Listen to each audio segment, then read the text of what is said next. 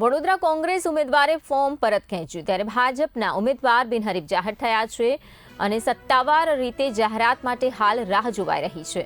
તો ભાજપનો દાવો કોઈ દબાણ કરવામાં નથી આવ્યું। કોંગ્રેસના આક્ષેપોને ભાજપે પાયાવિહોણા ગણાવ્યા છે અને જીત બાદ વિસ્તારમાં વિકાસ કાર્ય પૂર્ણ કરવાનો પણ દાવો કરાયો છે। કનુભાઈએ ફોર્મ પરત ખેંચ્યું છે એવું સત્તાવાર માહિતી અમારી પાસે નથી આવી, પરંતુ મને જાણવા મળ્યું છે કે એમને ફોર્મ પરત ખેંચ્યું છે। એટલે આ બાબતમાં અત્યારે તો એટલું કહીશ કે જો આ રીતે એમને ફોર્મ પરત ખેંચ્યું હોય તો ભારતીય જનતા પાર્ટીમાંથી એક આ બેઠક પર હું બિનહરીફ અવશ્ય થઈ શકું, કારણ કે સામે બીજા કોઈ હરીફાઈ છે નહીં ઉમેદવાર।